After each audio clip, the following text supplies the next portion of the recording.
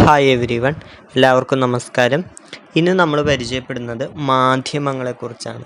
Modern media എന്താണ്, modern media ഒരുക്കുന്ന നല്ല കാര്യങ്ങൾ എന്താണ്, ഒപ്പം അതിൻ്റെ ചതിക്കുഴികളെയും കുറിച്ച് ഒരു ചെറിയ കാര്യങ്ങളാണ് ഇവിടെ പങ്കുവയ്ക്കുന്നത്. ആദ്യമേ തന്നെ നമുക്കൊരു ഹൈസ്കൂൾ കുട്ടിയുടെ കഥ കേട്ടുകൊണ്ട് വീഡിയോ തുടങ്ങാം. ന്യൂയോർക്കിലെ മിടുക്കനായൊരു ഹൈസ്കൂൾ വിദ്യാർത്ഥിയായിരുന്നു റോ ഗാർസി. മണിക്കൂറുകൾ ടെലിവിഷൻ കാണുക അവൻ്റെ ഒരു ശീലമായിരുന്നു.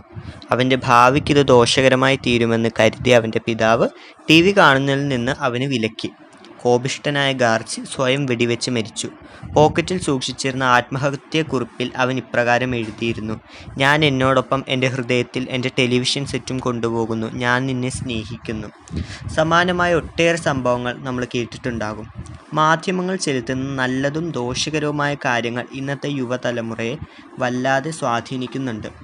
അവയിൽ നല്ല കാര്യങ്ങൾ സ്വാംശീകരിക്കാനും വേണ്ടാത്ത മോശമായ കാര്യങ്ങൾ ഉപേക്ഷിക്കുവാനും യുവജനങ്ങളോടൊപ്പം മധ്യവയസ്കരും ശ്രമിക്കേണ്ടതുണ്ട്.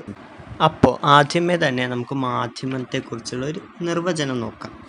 ഒരുവൻ്റെ ഉള്ളിലുള്ള കാര്യം വിശ്വസനീയവും സ്വീകാര്യവുമായ രീതിയിൽ മറ്റൊരാളിലേക്ക് എത്തിക്കാനുള്ള ഉപാധിയാണ് മാധ്യമം. അതായത് ഒരാളുടെ മനസ്സിൽ വിശ്വസിക്കാൻ പറ്റുന്ന, മറ്റുള്ളവർക്ക് സ്വീകാര്യമായ കുറേ കാര്യങ്ങളുണ്ട്. അത് വേറെ കുറച്ച് പ്രേക്ഷകർക്ക് എത്തിക്കാനുള്ള ഒരു ഡിവൈസ് അല്ലെങ്കിൽ ഒരു മീഡിയമാണ് മാധ്യമം എന്ന് പറയുന്നത്. മനുഷ്യൻ്റെ ചിന്തയെയും സംസ്കാരത്തിൻ്റെയും മൂല്യങ്ങളെയൊക്കെ മീഡിയ സ്വാധീനിക്കുന്നുണ്ട്. അപ്പോൾ പലതരത്തിൽ മീഡിയകൾ കൊടുക്കുന്നുണ്ട്. നമ്മൾ പത്രങ്ങൾ, radio, television, computer, telephone, cellphone, internet, അങ്ങനെ കുറേ മീഡിയാസ് നമുക്കിന്ന് അവൈലബിൾ ആണ്. ഇപ്പോൾ ഇവിടെ ഫോട്ടോയിൽ കാണിച്ചിരിക്കുന്നത് തന്നെ ഫോൺ എന്നുള്ള ഒരു മീഡിയയിൽപ്പെട്ട കുറേ ആപ്പുകളാണ്.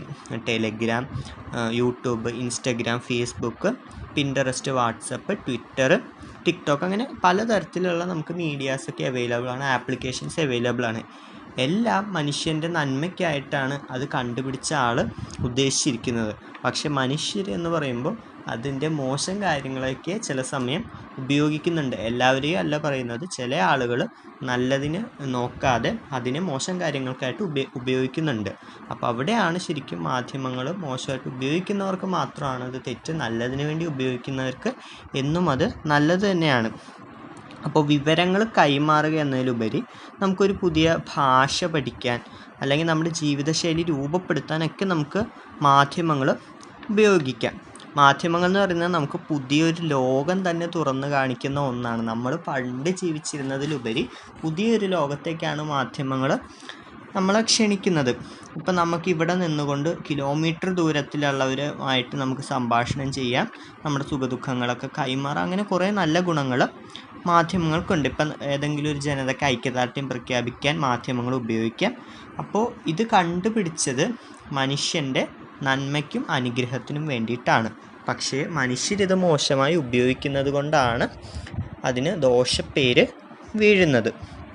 Okay, communication is the main need of A media. ആശയവിനിമയമാണ് ഈ മാധ്യമങ്ങൾ കൊണ്ട് നമ്മൾക്ക് പ്രധാനമായിട്ടുമുള്ള ഒരു ധർമ്മം എന്ന് പറയുന്നത്. നമ്മളുടെ ഉള്ളിലുള്ള വിവരങ്ങൾ അറിയാനും ഒക്കെ നമുക്ക് പരസ്പരം ബന്ധപ്പെടാനും കൂട്ടായ്മകൾക്കുള്ള വേദിയാക്കാനും ഒക്കെ നമുക്ക് മാധ്യമങ്ങൾ ഉപയോഗിക്കാം.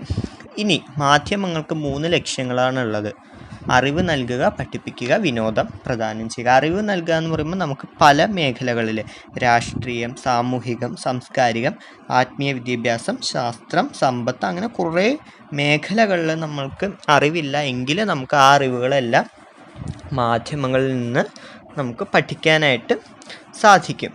പഠിപ്പിക്കുക, നമുക്കിപ്പോൾ മറ്റൊരാളെ പഠിപ്പിക്കുന്നതിന് വേണ്ടിയിട്ട് മീഡിയാസ് യൂസ് ചെയ്യാം. നമ്മൾ വീട്ടിലാണെങ്കിലും സ്കൂളിലാണെങ്കിലും ഏത് മണ്ഡലങ്ങളിലാണെങ്കിലും നമുക്ക് പഠിപ്പിക്കാനായിട്ട് മാധ്യമങ്ങൾ ഉപയോഗിക്കാം. പിന്നെ ഇപ്പോഴത്തെ ഒരു ജനറേഷനിലെ കണ്ടീഷൻ എന്ന് പറയുമ്പോഴേക്കും സ്ട്രെസ് ഉണ്ട് എല്ലാവർക്കും. ആങ്സൈറ്റി, ഡിപ്രഷൻ, അങ്ങനെ ഒരുവിധം എല്ലാ ഒരു മോശം അവസ്ഥയിലൂടെ കടന്നു പോകുന്നവർക്ക് അതൊരു എൻ്റർടൈൻമെൻറ്റ് ഇല്ലാത്തതിൻ്റെ ഒരു കുറവായിരിക്കാം. അപ്പോൾ എൻ്റർടൈൻമെൻറ്റ് ഇല്ലാത്തവർക്ക് നല്ലൊരു എൻ്റർടൈൻമെൻറ്റിന്, ആരോഗ്യകരമായൊരു മനസ്സ് രൂപപ്പെടുത്താൻ നമുക്കെപ്പോഴും ഒരു എൻ്റർടൈൻമെൻറ്റ് ആവശ്യമുണ്ട്. അപ്പോൾ നമ്മുടെ ഒരു മനസ്സിൻ്റെ ഒരു പിരിമുറുക്കത്തിൽ നിന്നൊക്കെ നമുക്ക് മോചനം തരാനും അതിന് അയവ് വരുത്താനും ഒക്കെ നമുക്ക് മീഡിയാസ് യൂസ് ചെയ്യാം. ഓക്കെ, അപ്പോൾ നമുക്ക് ഒരു ഉന്മേഷത്തിനും ഉണർവിനും ഒക്കെ നമുക്ക് മീഡിയാസ് യൂസ് ചെയ്യാം. നല്ലതാണ് ഒരു പരിധിവരെ. പിന്നെ അത് കൂടുതലാകുമ്പോഴാണ് നമ്മൾ അതിനെ അഡിക്ഷൻ എന്നും അത് നമ്മുടെ സ്വഭാവത്തിനെ തന്നെ മാറ്റിമറിക്കുന്ന രീതിയിലേക്ക് മാറ്റുന്നത്.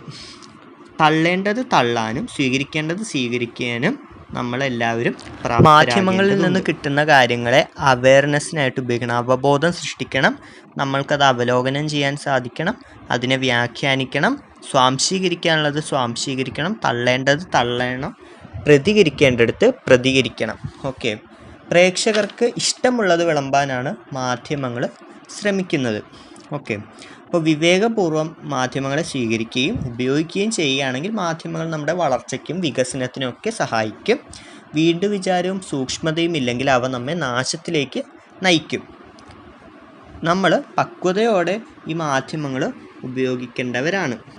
ഇന്നത്തെ ഒരു കുട്ടിയുടെ ഒരു സിനാരിയോ നോക്കുകയാണെങ്കിൽ ആ കുട്ടി ജനിച്ച ഉടനെ വീഴുന്നത് മാധ്യമ ലോകത്തേക്കാണ്. കുറച്ച് മുൻപത്തെ കാലഘട്ടം വരെ ആണെങ്കിൽ എന്ന് പറഞ്ഞാൽ ഇപ്പോഴത്തെ പോലെയല്ല, കുട്ടികളെല്ലാം കുറച്ചുകൂടി സംസാരിക്കും. ടി വികളൊക്കെ അന്ന് ഉണ്ട്, എന്നാലും അഡ്വാൻസ്ഡ് അല്ല.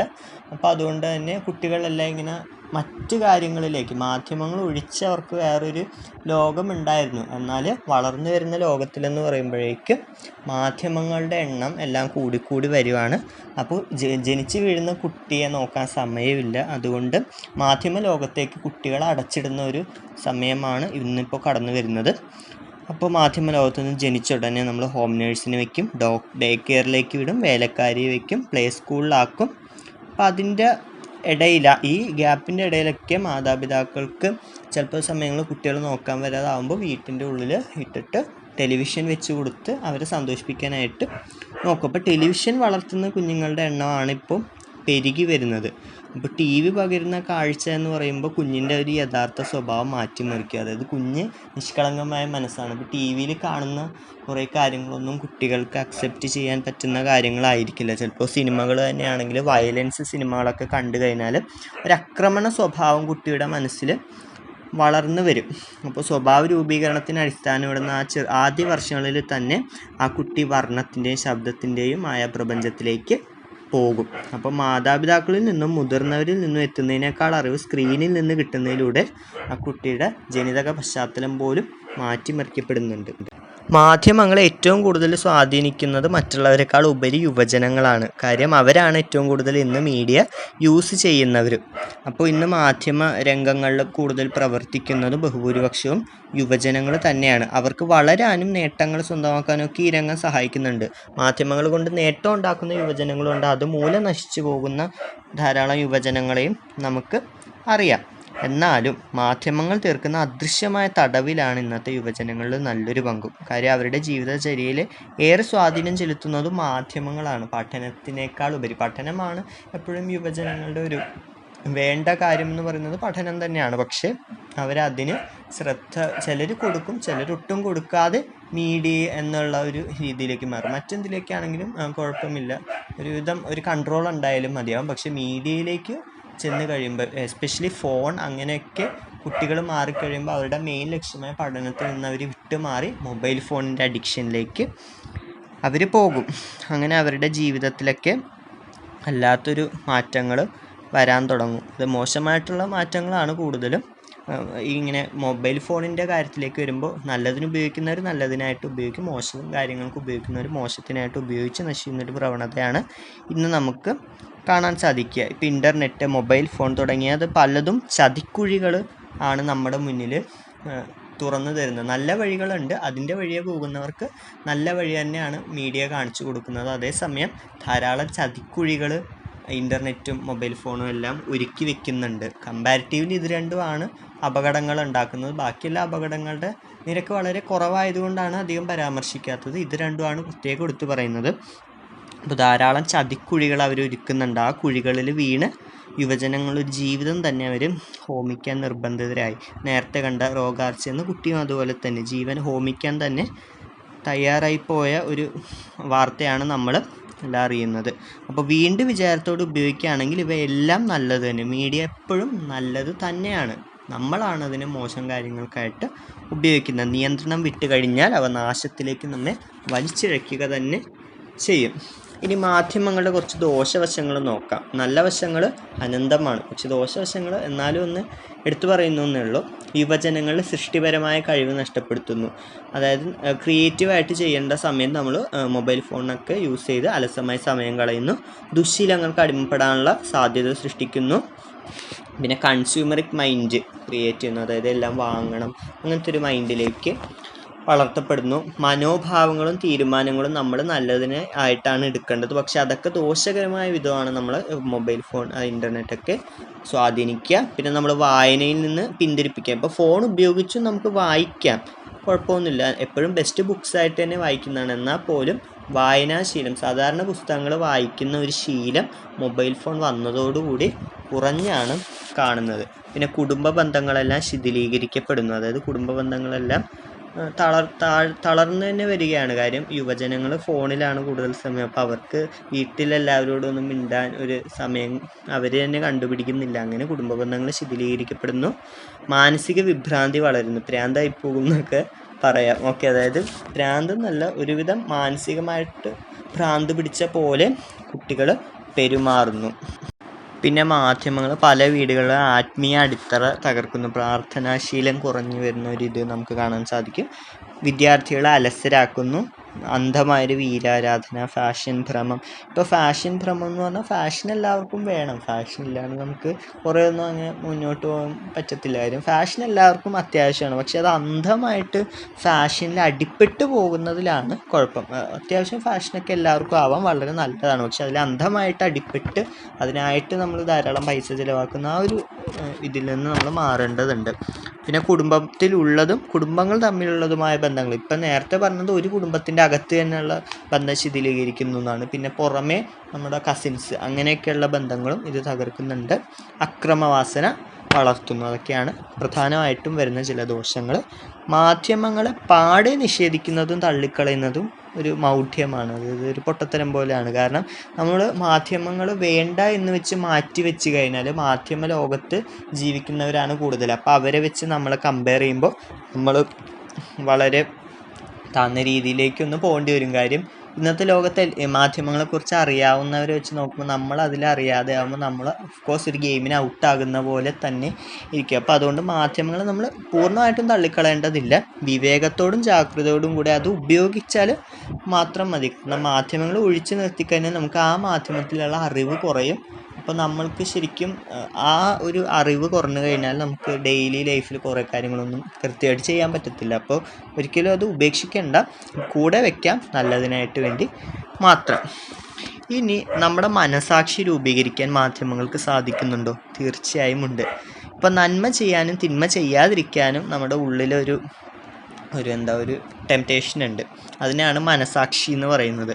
അപ്പോൾ ഈ യുവജനങ്ങളെ സംബന്ധിച്ച് അവരുടെ മനസാക്ഷി രൂപീകരണത്തിന് മാധ്യമങ്ങൾ വല്ലാതെ സഹായിക്കുന്നുണ്ട്. ഇപ്പോൾ വ്യക്തി ജീവിതത്തിലും കുടുംബ ജീവിതത്തിലും സാമൂഹിക ജീവിതത്തിലും ഈ അവബോധം വളർത്തിയെടുക്കുന്നതിൽ മനസാക്ഷി ശരിയാവണ്ണം രൂപപ്പെടുത്തുന്നതിൽ മാധ്യമങ്ങൾക്ക് നല്ലൊരു പങ്കുണ്ട്. മനസാക്ഷിയുടെ പ്രേരണാശക്തിക്കെതിരായി മാധ്യമങ്ങൾ ഉപയോഗിക്കുമ്പോൾ നന്മ ചെയ്യാനുള്ള സ്വതസിദ്ധമായ ഉൾവിളി അടിച്ചമർത്തപ്പെടുന്നു. ഓക്കെ, മനസാക്ഷിക്ക് എതിരായിട്ട് മാധ്യമങ്ങൾ ഉപയോഗിക്കുമ്പോൾ അത് മോശമായിട്ട് മാറുന്നു. നന്മ തിന്മകൾ വിവേചിച്ചറിയാനുള്ള സ്വാഭാവികമായ കഴിവ് നഷ്ടപ്പെടുന്നു. ആധുനിക യുവത്വത്തിൻ്റെ ഗുരുതരമായ പ്രശ്നങ്ങളിൽ ഒന്നാണിതെന്ന് പറയാം. മനസാക്ഷി രൂപീകരണം കുറഞ്ഞു വരുന്നു. മരവിച്ച മനസാക്ഷിയുടെ ഉടമകളായി മാറുന്ന യുവജനങ്ങൾ അക്രമവാസനയിലേക്കും കുറ്റകൃത്യങ്ങളിലേക്കും തീവ്രവാദത്തിലേക്കും തിരിയുന്നതിൽ അത്ഭുതമില്ല എന്ന് തന്നെ പറയാം. കാരണം മീഡിയയിൽ ഇതൊക്കെയാണ് കാണുന്നത്. അപ്പോൾ അത് കാണുന്ന യുവജനങ്ങളും അതിലേക്ക് തന്നെ തിരിയുന്നു എന്നുള്ളതാണ് ഒരു യാഥാർത്ഥ്യം. ചാവേറുകളാകാനും സ്വന്തം ജീവിതം നശിപ്പിക്കാനും തക്കവിധം അവരുടെ വിവേകം നഷ്ടപ്പെട്ട് അവർ നശിച്ചു പോകുന്നു എന്ന് തന്നെ പറയാം. അപ്പോൾ അതിൽ നിന്ന് നമുക്കൊരു ബോധത്തോടു കൂടി നമ്മൾ മാധ്യമങ്ങൾ ഒരുക്കുന്ന നല്ല കാര്യങ്ങൾ ഉപയോഗിച്ച് കഴിഞ്ഞാൽ ഈ പ്രശ്നങ്ങളെല്ലാം നമുക്ക് മാറും. പക്ഷെ അത് ചിന്തിക്കാനുള്ളൊരു വിവേകത്തിലേക്ക് നമ്മൾ കടന്നു ചെല്ലാത്തതാണ് ഇതിൻ്റെ എല്ലാം കാരണം. അതുകൊണ്ട് മാധ്യമങ്ങളുടെ ശരിയായ ഉപയോഗത്തിലൂടെ യഥാർത്ഥ മനസാക്ഷി രൂപീകരിക്കാനും നമ്മുടെ സമൂഹത്തിലൊക്കെ നന്മയുടെ വക്താക്കളാകാനും നമുക്ക് സാധിക്കും. മനസാക്ഷി രൂപീകരണ പ്രക്രിയയിൽ മാധ്യമങ്ങൾ നൽകുന്ന മൂല്യബോധത്തിന് വലിയ പങ്കുണ്ട്. രാഷ്ട്രീയ, സാമൂഹിക, സാംസ്കാരിക, ആത്മീയ വിദ്യാഭ്യാസ മണ്ഡലങ്ങളിലെ മൂല്യച്യുതിക്കെതിരായി പോരാടിക്കൊണ്ട് മാധ്യമങ്ങൾ ഈ ധർമ്മം നിർവഹിക്കുന്നു. സത്യവും നീതിയും ധർമ്മവും ചവിട്ടിമെടിക്കപ്പെടുന്നിടത്ത് മാധ്യമങ്ങൾ നോക്കുകുത്തികളാകുന്ന കാഴ്ച നമ്മളിന്ന് കണ്ടുവരുന്നു. സനാതന മൂല്യങ്ങൾ ഉയർത്തിപ്പിടിച്ച് മനുഷ്യമഹത്വം ഉയർത്തിക്കാട്ടാൻ ബാധ്യതയുള്ള മാധ്യമങ്ങൾ തന്നെ മൂല്യച്യുതിക്ക് വഴിയൊരുക്കുന്നത് ശരിയല്ല. ഈ ദുഷ്പ്രേരണകൾക്കെല്ലാം അതിജീവിക്കാൻ മനുഷ്യ മനസാക്ഷി ഉണർത്തേണ്ടത് യുവജനങ്ങളുടെ കടമയാണ്. അപ്പോൾ മാധ്യമങ്ങളെക്കുറിച്ചാണ് നമ്മളിപ്പോൾ ഇത്രയും പറഞ്ഞത്. അപ്പോൾ നമ്മുടെ മൂല്യബോധങ്ങൾ, നമുക്ക് വേണ്ട കുറച്ച് മൂല്യങ്ങളുണ്ട്. ആ മൂല്യങ്ങൾ വളർത്തിക്കൊണ്ട് വരാനാണ് മാധ്യമങ്ങൾ ശ്രമിക്കേണ്ടത്, അത് നശിപ്പിക്കാനല്ല. അപ്പോൾ മാധ്യമങ്ങളെക്കുറിച്ചുള്ള നല്ലതും മോശമായിട്ടുള്ള ഒരുപാട് കാര്യങ്ങൾ പറഞ്ഞു. നല്ല കാര്യങ്ങൾ എപ്പോഴും ഉപയോഗിക്കാനും മോശമായിട്ടുള്ള കാര്യങ്ങൾ തള്ളിക്കളയാനുമാണ് ഇന്നത്തെ സമൂഹം ചെയ്യേണ്ടത്. ഏവർക്കും മാധ്യമം ഒരുക്കുന്ന നല്ല വശങ്ങൾ ഉപയോഗിച്ചുകൊണ്ട് മുന്നേറാൻ സാധിക്കട്ടെ എന്ന് ആശംസിച്ചുകൊണ്ട് നിർത്തുന്നു. വീഡിയോ എല്ലാവർക്കും ഇഷ്ടമായെന്ന് കരുതുന്നു. വീഡിയോ ഇഷ്ടമായ like, share, subscribe and comment. Thank you.